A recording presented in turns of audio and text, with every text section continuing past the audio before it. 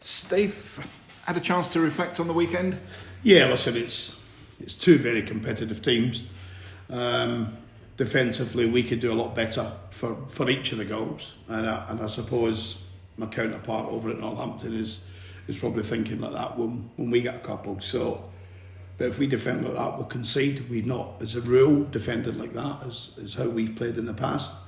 But we'll take the defeat. To what we were setting records at home was unthinkable for any team in the Football League. But we'll take the defeat, and we'll try and channel that heart and that passion into being more positive and getting back to winning ways.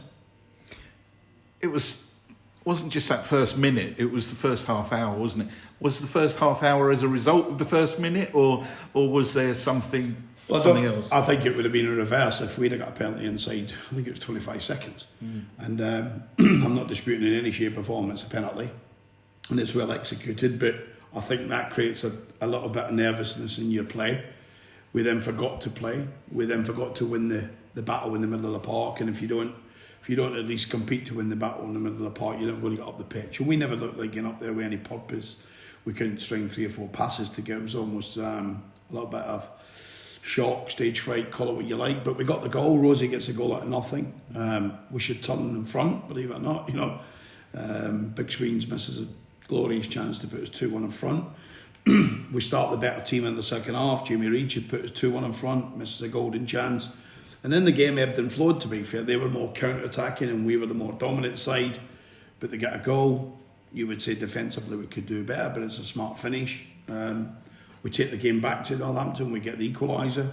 We then go and attack straight away, and 2 or 3 attacks trying to get the winner. They break. That's the worst part of the defending. It's even worse than a penalty. And we broke it all down yesterday and a good look with the staff today. And they get back 3-2 in front. They're a top 3 side last year. They should have been promoted. I think everyone I've said it prior to the game, I'll say it after the game. Northampton have recruited really well in the summer. I think I documented some of the players after they insinuated local press-wise that I would be talking to some of the players. So we clarified that. And they're a good side. So they don't change my thoughts. They'll be in the top 3 at the end of the season, and that's a benchmark for us to try and attain. We're not there yet, but we are one summer period into trying to get it right, and we'll continue to try and get it right when we go through to the end of the year, and then we get an opportunity to address the group in January. It was obviously the wrong result, but it was a cracking game to put in front of 5,000 fans. Listen, I think if you walk in as Stevenage Northampton fan and neutral, I think you've seen the manager get binned. You've seen 5 goals. You've seen loads of bad decisions from the referee, both ways. So they're saying me knocking the referee or questioning about him. I think he just had a bad day at the office, and we all had a bad day at the office. But if you're a neutral, the game's got everything. From a Stevenage perspective, we wanted it to be in our favour, but we'll go again. For us to be in front of Northampton after 15 league games is pretty incredible. Consider how new we are, and we know how tough it will be to stay there with them. So on to tomorrow night. You're travelling up to Doncaster. Had a mixed start to the season. Yeah, mixed start, but nothing changes from what we all thought in the summer. Good recruitment, good players. For some reason, results when they just fall for the previous manager. The domination, they'd missed chances at key times, and as we know, goals change games. Look at our game on Saturday, goals change games for sure. So we'll go there. They've got the new manager feeling in the building, which always gives people a spark. They've gone to Crewe. We know how tough it is to go to Crewe. They've gone there and they've got a good hard down point. And so we'll go to Doncaster. It's a club that I was local to with Rotherham for many years. And I know how tough a place it is to go, and I know how passionate they'll be, but more importantly, I know what good players they've got. New manager, Danny Schofield, you probably know him from your Rotherham days. Yeah, I inherited him at Rotherham. He didn't figure in our plans going forward, as people know from the stats. But never doubted his professionalism. In fact, we've often cited him as a reason why people should be in the game and not he should be in the game. He had a fantastic attitude, and people can see when we went in, our objective was not to be a mid-table League 2 side. Our objective was to win promotion and win promotion again, and we achieved that. So, but I suppose Danny looks back now and said he's his time at Rotherham at then wasn't great, but he'll also look back and see that he's had an opportunity to go and work on his coaching. He always looked the type that would go in and develop that side of it. He's a local boy to Donny. I think he was very unlucky at Huddersfield. 6 or 7 games, what you're meant to achieve these days. But it's not just Danny, is it? We're all managers, and second season, a silly season has been here recently, and give it another week or two, and the FA Cup comes, and up will pop silly season again. So, but myself and Paul, we wish Danny well. What sort of challenge will they offer you, or is it more a case of what challenge you'll offer them? Well, we need to get back to playing how we can play. That's first and foremost. We look in before we look out.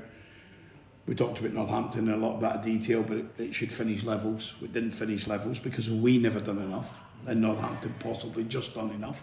So from that point of view, it's a bit 100%. It'll be a bit how I feel we've done, but that means we have to be dealing with Doncaster in a proper way. They've got really good players. At the start of the season, I don't think there's many managers when we all looked around everybody's individual news bits, and everyone was talking is Doncaster Rovers are going to be a team competing to be back into League One, and certainly the resources and the infrastructure and the people behind that own the club and run the club, and now Club Doncaster, where they've got the men's, they've got the ladies, they've got everything involved, and from a distance it looks a fantastic project. So we know it'll be tough.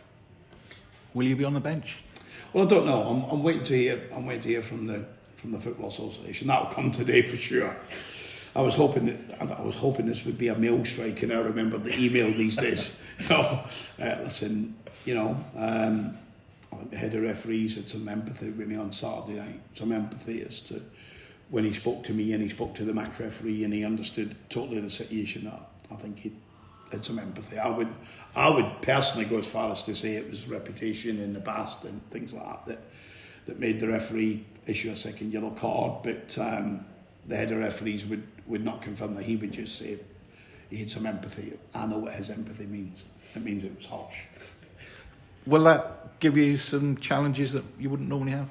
No, I think I've mixed it up in the past, all my career, whether it was all the way from Crawley, Rotherham, Leeds, Mansfield, Peterborough. I've used times where I'll sit up above and I'll watch. And listen, I think you guys are very privileged when you sit up and you don't get involved in the emotion of it, because you see a more clear game, don't you? I've seen more clarity on Saturday sitting up than what I would have down on the bench. But there's other side of it you want to be doing on the bench, because you can just issue first thought instructions, and your first thoughts are always your best thoughts. I think it's driving down the motorway and your first thought is I'm doing 80 miles an hour here, speed limit 70. You get it back. If you go beyond that split second of thinking, you don't think about it anymore. And it's almost a great example of football. Your first thought when you're seeing a player, if he's not in form, if he's not winning his headers, if he's not making the runs, your first thoughts are normally your best thoughts, rather than overthinking what you've done 3 weeks ago. How's the squad looking? And obviously you're going to get Jordan Roberts back, but any knocks over the weekend? No, we're all good to go. We're good to go. There's no excuses about players getting knocks on Saturday and not being able to perform. We just need to perform better. We are very, very aware, as we always work 2 or 3 games in advance, we're very aware of what Doncaster are about. We're a bit more aware because obviously it's the new manager's first game at Crewe on Saturday, and he'll have his own identity. But I think I listened to his words over the weekend. He's a very passionate guy about his coaching, and he said he's only had a day or so on the training ground with him, and he's probably got today to work with him as well in readiness for us. So it'll take that young man a few weeks, like it did when we first come in here, just to understand what they're all about. But new managers normally get reactions, so that's just an added challenge for us to endure, as it was like Crewe on Saturday.